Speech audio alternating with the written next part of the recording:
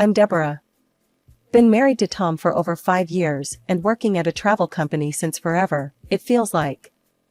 But my real dream? Running my own hotel. And not just any hotel, but a cozy spot for tourists at a ski resort that I had my eye on. One chilly Tuesday, as I was sipping my morning coffee and scrolling through ads, there it was, a sale listing for a property right where I wanted. Tom, I called out, my heart racing with excitement. He wandered into the kitchen, his hair all messed up from sleep. Check this out, I said, pushing my laptop across the table towards him. His eyes skimmed the screen, already frowning. Deb, you know we can't afford this, he muttered, pushing the laptop back towards me without real enthusiasm. That's where you're wrong, I shot back, already prepared for this conversation. We can if we're smart about it. We have the savings, and I've already worked out the potential earnings in this business plan. I handed him the folder, filled with tables and forecasts. Tom leafed through it, his brow furrowing deeper with each page. This looks solid, Deb, but it's a huge risk. And you know I'm not up for running a hotel. I don't need you to run it. I just need you on board with the decision, I replied, hoping he'd see the potential. You know, I could ask my mom for the money, Tom suggested hesitantly. The thought alone made my stomach turn. No, absolutely not, I blurted out quicker than I intended. We can handle this on our own. Tom looked surprised, but nodded. Okay, it's all on you then. I'm out of the hotel business side of things. Deal, I agreed quickly, relief washing over me. I knew I could handle it, I just needed him not to fight me on it. To celebrate, I pulled out a bottle of wine from the fridge and 2 glasses. To our new adventure, I said, filling the glasses with a flourish. Tom raised his, a reluctant smile creeping onto his face. To your new adventure, he corrected, and we clinked glasses. As we sipped the wine, I couldn't help but let my excitement bubble over. Imagine it, Tom. A cozy little hotel, guests coming back all flushed from skiing, sitting by a roaring fire. With you bossing around a bunch of staff and fluffing pillows, Tom joked, but I could tell he was warming up to the idea as he saw how happy it made me. And just like that, it was settled. I was on my way to making my dream come true, no meddling mother-in-law, just me and a building waiting to be turned into the most charming little hotel by the slopes. I bought the room. It wasn't just any room, it was the beginning of my dream, a small family hotel right next to a ski resort. I had plans, big ones, to eventually buy the neighboring room and expand. But first things first, renovations. Every day after work, I'd hustle over to the site. The builders and the designer became my new evening companions. Let's keep the rustic charm but modernize where it counts, I told Sarah, my interior designer, as we walked through the empty shell that would soon be bustling with guests. Got it, boss. How about these tiles for the bathroom? She held up a sample, her eyes bright with the vision. Perfect, I nodded, scribbling notes on my clipboard. Between choosing paints and fixtures, I was neck-deep in paperwork, juggling permits and licenses like a circus act. Each night, I'd crawl back home well past midnight, my brain buzzing with plans and to-do lists. Then there was Tom. I'd get home to find dirty dishes piled high and take-out boxes littering the counter. Tom, can you help out a bit here? It's like a bomb hit this place. He'd look up from his game, surprised. But babe, you knew what this was gonna be like. I told you I'm hands-off with the hotel. It's not just the hotel, it's this mess too. I'm not asking you to swing a hammer, just maybe pick up a sponge? Tom would just shrug and turn back to his screen. That's your gig, Deb. I didn't sign up for this. Every part of me wanted to scream, but instead, I gritted my teeth and kept pushing. At the hotel, I didn't just oversee, I got my hands dirty too. Hauling trash, cleaning windows, you name it. The workers probably thought I was nuts, but I wasn't above any task that would bring us closer to opening day. Deb, you sure you don't want to leave that to us? Joe, one of the builders, asked as I lugged a bucket of soapy water across the lobby. No way, Joe. This is my baby. I want to make sure every corner is perfect, I said, wiping sweat from my brow. As the days rolled on, the place transformed. The 10 rooms took shape, each with its own cozy vibe, inviting and warm. The furniture arrived, and we filled each room with beds that you'd sink right into, plush sofas, and art that made you feel at home. When the staff came on board, I felt a mix of nerves and excitement. I trained them myself, sharing my vision and hoping they'd love this place as much as I did.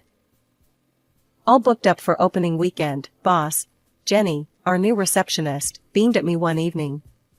I couldn't help but smile back, my heart swelling with pride. Thanks, Jenny. It's all coming together, isn't it? Absolutely, people are buzzing about this place already. Walking through the completed hotel, I felt a sense of accomplishment that was hard to describe. The tired evenings, the endless decisions, the physical and mental marathon, it was all worth it. This hotel was mine, built on my terms, my sweat. In a few weeks, my dream would be fully alive, and despite the hurdles, I felt ready. I had built something from nothing, and now it was time to see it thrive. The eve of the grand opening was supposed to be about final touches and celebratory toasts. Instead, it turned into a battleground. My phone rang, and I knew from the caller ID that peace was about to be disturbed. It was Susan, my mother-in-law. Deborah, darling, I need you to book 4 rooms for me and my friends this weekend, Susan's voice rang out, sharp and expectant. My stomach nodded. Susan, that's impossible. We're fully booked. I told everyone how quickly the rooms filled up. The line crackled with her fury. Listen here, I will not be sidelined. If you don't make room for me, I'll make sure your hotel can't open at all. I clenched my teeth. That's not how this is going to work. I can't kick out guests who booked weeks in advance.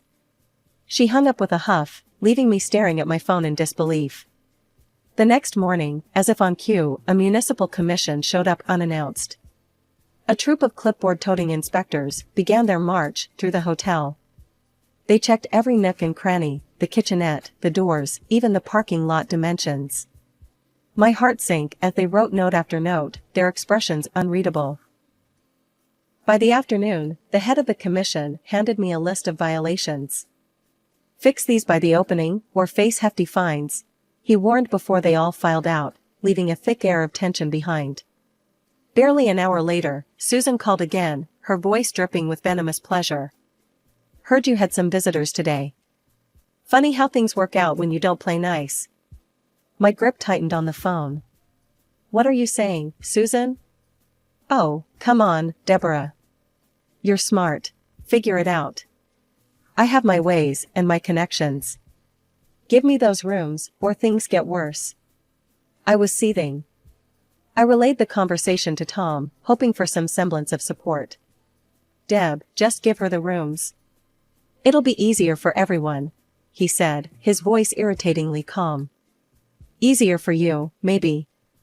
Not for me, not for our guests. I'm not doing it, Tom. I'm not letting her win like this.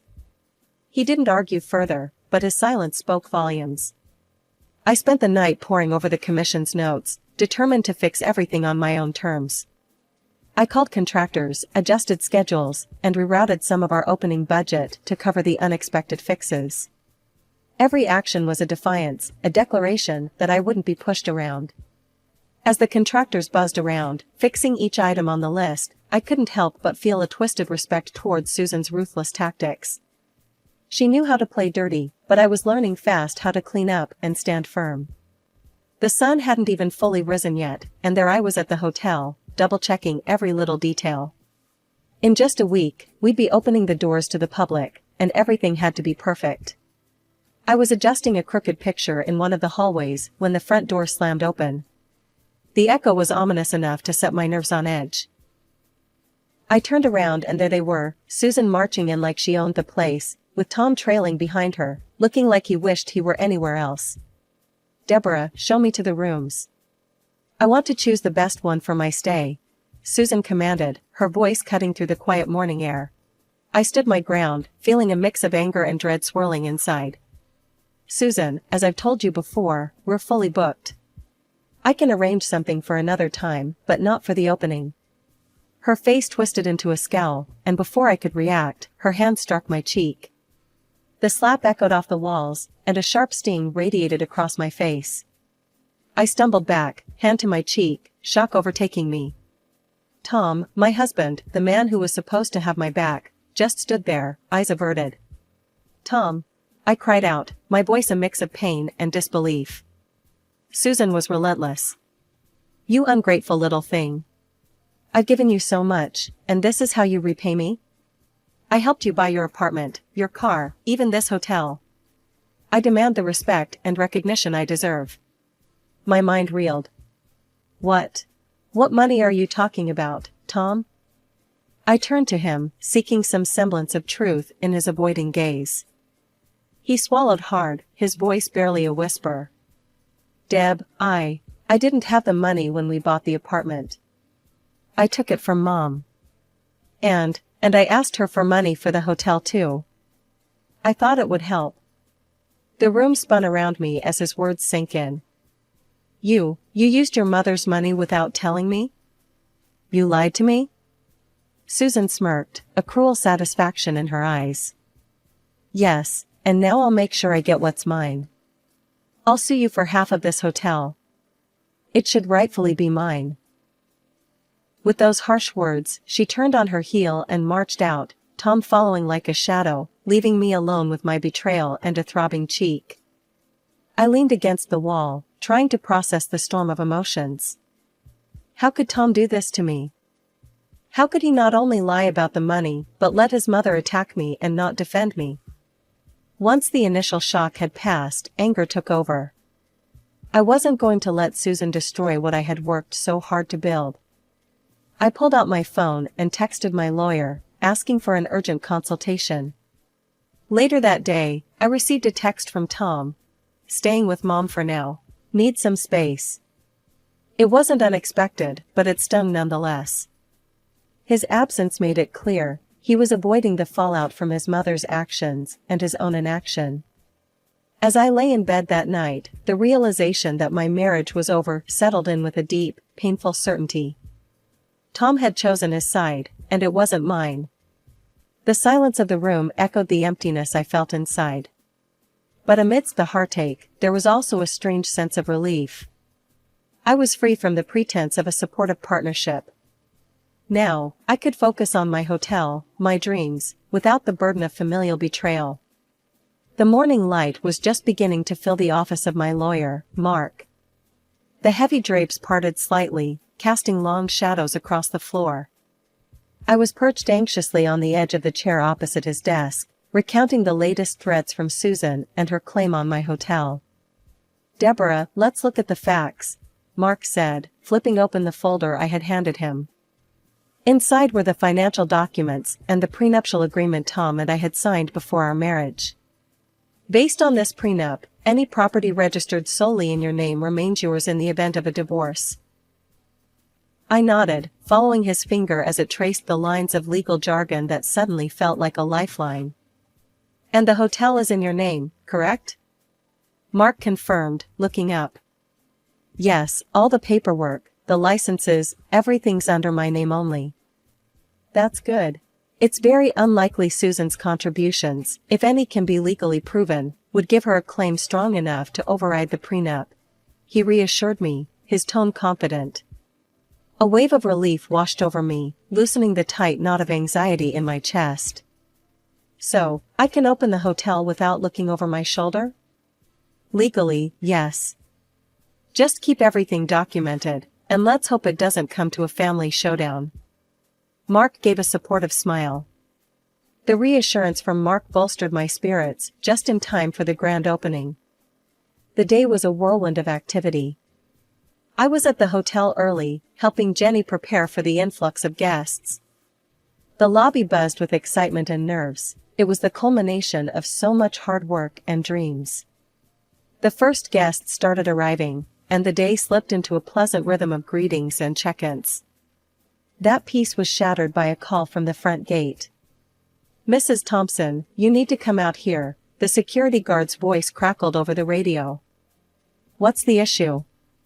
I asked, already walking briskly towards the entrance. It's your mother-in-law. She's causing a scene at the main gate. My heart sank. Not today, I thought. As I approached, I could hear Susan's voice, loud and commanding.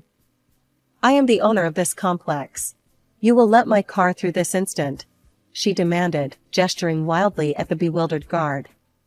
Susan, this area is for official use only. Even I park in the general lot, I said firmly as I reached the heated scene. Don't be ridiculous, Deborah. I'm not lugging my bags from the parking lot. I'm staying here, and you will accommodate my needs, she snapped, her tone dripping with entitlement. With a huff, Susan yanked her bags from the trunk of her car and dropped them at my feet. You carry these to my room, she said, assuming I would relent. Instead, I stepped aside, allowing her a clear path to the reception on her own. The trolleys are by the main entrance.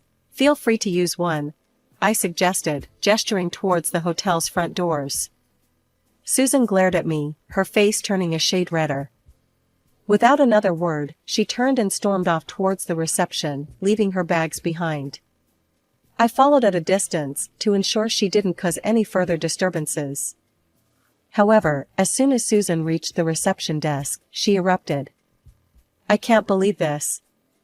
Deborah, you promised me rooms. Susan bellowed, slamming her hand down on the counter. Her friends, a posse of similarly stern-faced women, glared over her shoulder at Jenny, our receptionist, who looked like she wished the floor would swallow her up. Mrs. Thompson, I'm sorry, but we are fully booked. Deborah told you this multiple times, Jenny stammered, trying to maintain her professionalism despite the escalating scene. The commotion didn't go unnoticed. Guests in the lobby watched, some with raised eyebrows, others with phones poised, possibly capturing the meltdown. This is unacceptable. I'm your family. You owe me. Susan continued, her voice growing louder. It was clear she enjoyed the audience. I felt every eye in the lobby on me as I stepped forward. Susan, that's enough. You're disturbing our guests. Please, lower your voice or leave. Her eyes flashed with fury. Or what, Deborah? You'll throw out your own family? Yes, if I must. This is a business, and I will call the police if you continue to cause a scene, I warned, my voice firm, louder than I felt. The threat of police involvement seemed to take her by surprise. With a huff and a harsh, you'll regret this, Susan stormed out, her entourage in tow. She paused at the door to throw a final glare my way. You haven't heard the last of this, she spat out, before exiting. Once they left, the lobby slowly returned to normal, and I apologized to our guests and staff, praising Jenny for handling the situation as well as she could. Despite the rocky start, the rest of the opening day went smoothly.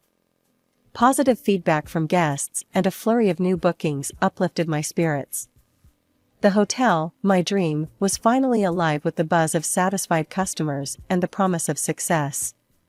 The following day, with the echo of Susan's threat still ringing in my ears, I called Mike, my father-in-law.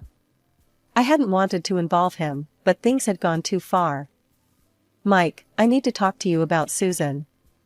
She's threatening me, and she made a scene at the hotel's opening yesterday, I explained once he picked up. Can you help me? She's out of control, and Tom isn't standing up to her. I'll do what I can.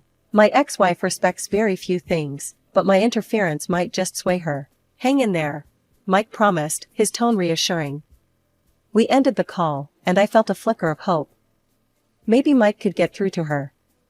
A couple of days later, Mike called me to set up a meeting. He chose a neutral place, a quiet cafe downtown, to discuss everything. As I walked in, the sight of Tom looking anxious, Susan avoiding my eyes, and Mike's stern face set the stage for what I knew would be a decisive confrontation. Thank you for coming, Deborah. Mike started, his voice firm as he nodded at me. Let's get straight to the point. Susan, unusually subdued with Mike present, just clasped her hands tightly in her lap, her face pale. First, Mike turned to Susan. I want this nonsense to stop. If you continue harassing Deborah, I'll cut off your allowance. Susan's eyes widened. But no buts. Mike cut her off sharply. It seems you've forgotten that you don't have any money of your own. It's all coming from me. I watched as Tom shifted uncomfortably in his chair, his mother's financial dependency clearly news to him. And Tom, Mike continued, turning towards him with a disappointed look. I found out you've been lying about being employed. You're out of a job, and you've been letting your mother take loans to support your lifestyle. Tom's face turned a shade paler. Dad, I was going to tell you. Mike sighed, rubbing the bridge of his nose. I will clear those debts. But you're going to work for me, and every penny you earn will go towards paying me back. We'll start with a formal agreement. Tom nodded meekly, overwhelmed but knowing better than to argue with his father in this state. Turning to me, Mike's expression softened. Deborah, I'm sorry for all this trouble. How are you holding up? I took a deep breath, gathering my thoughts. I'm managing, Mike. Thank you. But I think it's best if Tom and I go our separate ways. I plan to file for divorce. Tom looked at me, finally showing a hint of emotion. Deborah, It's decided, Tom, I interrupted, not needing to hear excuses or apologies anymore. We'll sell the apartment and split the proceeds. You can use your half to settle your debts with your dad. He swallowed hard, nodding in resignation. Okay, I understand. And just to be clear, I added, pulling out a copy of our prenuptial agreement from my bag. You have no claim on the hotel. It was never part of our joint assets. Tom took the document, scanning it before sighing deeply. I got it. I won't fight you on this. Mike nodded in approval. I'll make sure he adheres to this agreement. After finalizing my divorce from Tom, I found myself at a new beginning. The sale of our shared apartment injected a significant amount of cash into my account, money that I was more than ready to reinvest in my future. My hotel was thriving, and the opportunity to expand presented itself in the form of a neighboring building up for sale. I didn't hesitate.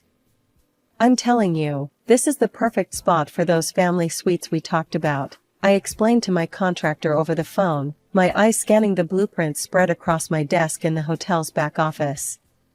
Sure thing, Deb. We can start renovations as soon as you give the word, he replied, his voice crackling with static.